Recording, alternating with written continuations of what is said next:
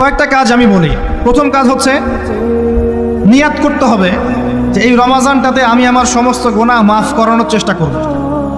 কারণ নবী সাল্লাল্লাহু আলাইহি ওয়াসাল্লাম বলেছেন, সেই ব্যক্তির জন্য ধ্বংস যে ব্যক্তি রমজান মাসকে পেয়েছে কিন্তু তার গুনাহ মাফ করাতে পারে না। কে জানে এটা আমাদের শেষ রমাদান হতে পারে? আল্লাহ না করুক। আমরা দোয়া করি আল্লাহ পাক আমাদেরকে বেশি বেশি রমাদান দান করুক, বেশি বেশি লাইলাতুল কদর দান করুক। প্রথম শুরু হচ্ছে আপনি মাসের বাজার আগে করে ফেলবেন। আমি একটু প্র্যাকটিক্যাল কথা বলবো আর কি।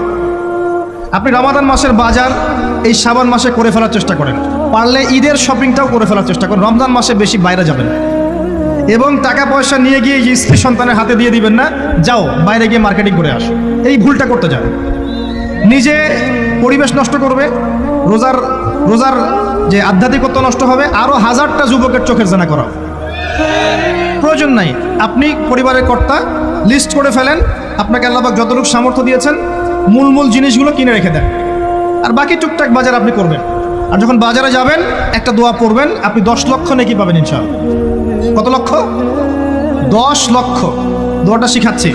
দোয়াটা হচ্ছে লা ইলাহা ইল্লাল্লাহ ওয়াহদাহু লা শারীকা লাহ লাহুল মুলক ওয়া লাহুল হামদ ইউহয়ী ওয়া ইউমীত ওয়া হুয়া হাইয়ুন লা ইয়ামুত বিয়াদিহিল খায়রু কুল্লুহু ওয়া হুয়া আলা কুল্লি শাইইন কাদির। একবার পড়লে 10 লক্ষ নেকি পাবেন বাজারে গিয়ে। কেন পাবেন?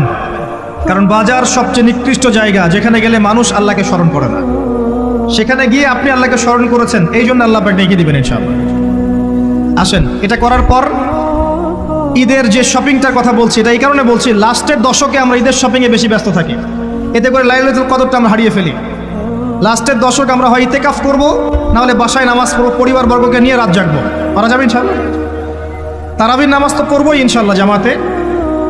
এবং আপনি 20 পড়েন আর 8 পড়েন, আপনি নামাজের কোয়ালিটিটাকে ভালো করার চেষ্টা করেন, নামাজের কোয়ালিটিটাকে বেস্ট করেন। ধীরে ধীরে তেলাওয়াত করেন, ধীরে ধীরে রুকু সেজদা করেন, নামাজটাকে এনজয় করেন। সময় নিয়ে, টাইম নিয়ে, 2 ঘন্টা সময় লাগুক, 3 ঘন্টা সময় লাগুক, এনজয় করে নামাজ পড়েন। আল্লাহ পাক তৌফিক দান করুন। এরপর শেষ রাতে আবার ওঠেন, পরিবারবর্গকে নিয়ে নামাজে দাঁড়ান, একসাথে জামাত করে নামাজ পড়েন, পরিবারে নফল নামাজ পড়েন, বাসায় বরকত হবে ইনশাআল্লাহ। রাত জাগেন, বেশি বেশি দোয়া করেন, একটু তেলাওয়াত করেন, একটু জিকির করেন, তাসবিহ তাহলিল করেন, রাতটা কাটিয়ে দেন। শেষের দশকে মার্কেটে ঈদের শপিং করতে যায় না। ঈদের খুশি আছে, ঈদের আনন্দ আছে, ঈদে ভালো পোশাক পরবো, সব ঠিক আছে। এই খুশি কাদের জন্যে? قد أفلح من تزكى وذكر اسم ربه فصلى। কার জন্য ঈদের খুশি? যে ব্যক্তি রমজান মাসে আত্মশুদ্ধি অর্জন করতে পেরেছে, রোজা রেখেছে, যাকাত দিয়েছে, নামাজ পড়েছে, লাইলাতুল কদরে রাত জেগেছে, তারাবি পড়েছে, ইত্যাদি ইত্যাদি। এই ব্যক্তি আত্মশুদ্ধি অর্জন করেছে, এই ব্যক্তির জন্য ঈদের খুশি। যে রমজান মাসে সিনেমা দেখেছে, সিনেমার শুটিং করেছে, পর্নোগ্রাফি দেখেছে, সুদ খেয়েছে, শিরক করেছে, বেদাত করেছে, হারাম খেয়েছে, এর জন্য ঈদের খুশি। মানুষকে ঠকিয়েছে, ব্যবসায় মাল কম দিয়েছে, পণ্য মজুত করেছে, ইচ্ছা করে দ্রব্যের দাম বাড়িয়েছে, সরকারকে বিব্রত করেছে, জনগণকে দুর্ভিক্ষের দিকে ঠেলে দিয়েছে, এদের জন্য ঈদের খুশি? কখনো না। ঈদের খুশি তাদের জন্য যারা আত্মশুদ্ধি অর্জন করতে পেরেছে। আল্লাহ পাক বোঝার তৌফিক দান করুন, আমিন। এটা প্রথম টিপস দিলাম আপনাকে। এবার আসেন, আপনি রমাদানে প্ল্যান করবেন যে আপনার জীবনে বড় বড় পাপগুলো কি কি হয়েছে। এই পাপগুলো যদি মানুষের সাথে জড়িত হয়ে থাকে, আপনি মানুষের সাথে গিয়ে গিয়ে ক্ষমা নিয়ে নেবেন। কারো টাকা নিয়েছেন, দেন নাই, দিয়ে দিবেন।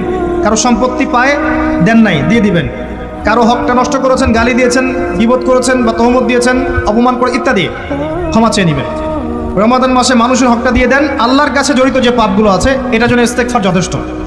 খালি যদি বলেন আস্তাগফিরুল্লাহাল্লাযী লা ইলাহা ইল্লা হুয়াল হাইয়ুল কাইয়্যুম ওয়া আতুবু ইলাইহি, 1 সেকেন্ডের মধ্যে আল্লাহ পাক আপনার সমস্ত পাপকে নেকি দিয়ে পরিবর্তন করে দিবেন সব। এবার প্র্যাকটিক্যালি যাবেন, সেহরি করবেন। সাহরির মধ্যে বারাকা আছে। সাহরি না করে রোজা রাখাটা উচিত না। সাহরির মধ্যে বারাকা আছে। একটা খেজুর হোক, 1 গ্লাস পানি হোক, আপনি সাহরি করবেন, এর মধ্যে বারাকা আছে। এবং সাহরির সময় এমনভাবে খাবেন না যে এটা আপনার জীবনের শেষ খাওয়া। কথা বুঝতে পারছেন? এত বেশি আইটেম করতে যায় না, এত বেশি ভোগবিলাসী হয়ে গেলে রোজার আধ্যাত্মিকত্ব থাকবে না। সেহরিতে অল্প খান, যদি খেতে হয় পেটের 3 ভাগের 1 ভাগ খান, 1 ভাগ ফাঁকা রাখেন, 1 ভাগ আপনি পানি দিয়ে পূর্ণ করেন। এখনকার কিছু তথাকথিত আশিকা রসুলের মতো হতে যায় না, যাদের ভুঁড়ির জ্বালায় চেয়ারে বসতে পারে না।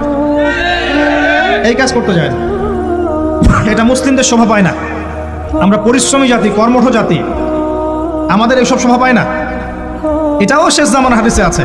কি নাই আসলে, শেষ জামানে এক শ্রেণী মানুষ বের হবে যারা হবে সাকিল, একদম বুড়িওয়ালা, ঠেস দিয়ে বসে থাকবে আরাম করে, এবং বলবে যে কোরআনে যা আছে আমি তাই মানি, হাদিসটা আমি মানি না, ইত্যাদি। আসেন, সাহরির পরে রোজা রেখেছেন, 5 ওয়াক্ত নামাজ জামাতে পড়ার চেষ্টা করে। খুব সিম্পল জিনিস, খুব বেশি কিছুর দরকার নেই আমাদের।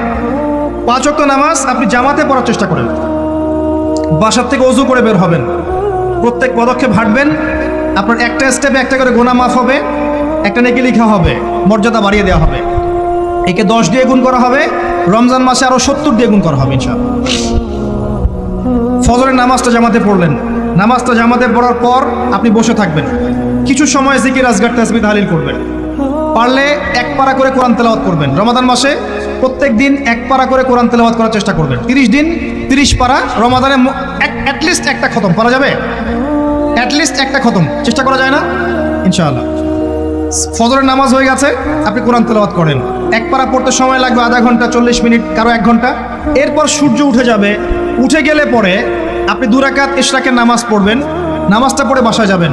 আল্লাহর নবী বলছেন সাল্লাল্লাহু আলাইহি ওয়াসাল্লাম, আপনার আমল নামায় একটা কবুল হজ, একটা কবুল ওমরার নেকি লেখা হবে ইনশাআল্লাহ। এবার রেস্ট করেন, বাসায় গিয়ে রেস্ট করেন। যখন ঘুমাবেন তখন ঘুমের সুন্নাহগুলো আদায় করেন।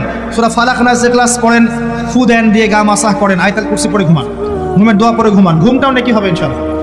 এরপর হয়তো আপনি কাজে যাবেন, চাকরিতে যাবেন, বা ব্যবসায় যাবেন, বা আপনি শিক্ষাক্ষেত্রে যাবেন, ইত্যাদি ইত্যাদি। যে ক্ষেত্রেই যান না কেন আপনি মনে রাখবেন আপনি রোজাদার। যে ক্ষেত্রেই যান আপনি মনে রাখবেন আপনি রোজাদার। আমি কারোর সাথে এখন ঝগড়া করতে পারবো না, কারোর সাথে এখন মারামারি করতে পারবো না, আমি কারো গীবত করতে পারবো না, আমি মিথ্যা বলতে পারবো না, আমি মাপে কম দিতে পারবো না, আমি জনগণকে ঠকাতে পারবো না, আমি রোজাদার। এটা মনে রাখবেন। এটা মনে রাখলে পরে দেখবেন ইনশাআল্লাহ তাআলা